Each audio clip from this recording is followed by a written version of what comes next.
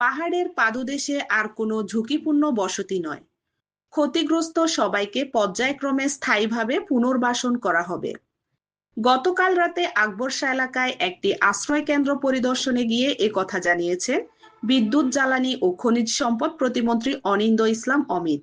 তাহলে পাহাড় ধসে আবারও আপনাদের বিপদে পড়বার ঝুঁকি থেকে যাবে।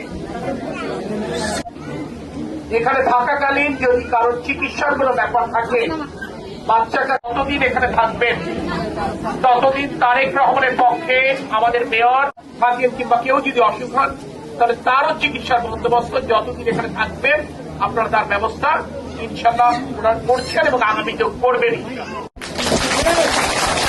আমি শুধু এই কথাটি বলবো,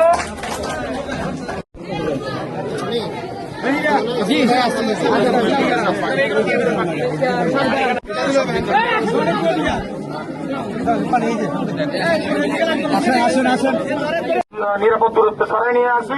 আমরা নিয়ে আসার পরে আমাদের এই জিনিসটা হয়তো আপনারা সবাই এখানে আমার নেতা কর্মীরা যারা এখানে আছেন সবাই ঐক্যবদ্ধ ভাবে এলাকাবাসী নেতৃবৃন্দ, আমি দুপুরে এটা খবর পেয়েছে তারা সার্বক্ষণিক ভাবে তাদের মাননীয় প্রতিমন্ত্রী মহোদয়কে বাড়িয়েছে আমাদের এই ঝুঁকিপূর্ণ এলাকায় পর্যন্ত। একটি বার্তা আমরা প্রধানমন্ত্রী তারেক রহমানের পক্ষ থেকে দিতে চাই। প্রতি বছর এই পাহাড় ধসে যখন জীবনহানি ঘটে এটি আমাদের জন্য অত্যন্ত কষ্টের কারণ হয়ে দাঁড়ায়, কিন্তু এর থেকে আমরা খুব বেশি শিক্ষা গ্রহণ করতে পারি না বলে প্রতি বছর এই ধরনের দুর্ঘটনা ঘটে। মাননীয় প্রধানমন্ত্রী তারেক রহমান বলেছেন আমাদেরকে এই পাহাড়ের পাদদেশে যারা বাস করে তাদেরকে বুঝিয়ে তাদেরকে অন্য জায়গায় স্থানান্তর করতে হবে।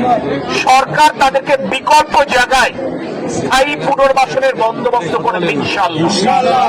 আপনার জমিতে ঘর করে দেওয়ার দায়িত্ব তারেক রহমান নিয়েছেন, এটি আমাদের সকলের দায়িত্ব তাদেরকে বুঝিয়ে এই ঝুঁকিপূর্ণ আবাসস্থল থেকে তাদেরকে সরিয়ে দেওয়া। আমরা সকলে মিলে যদি চেষ্টা করি ইনশাআল্লাহ এটি সফল হবে।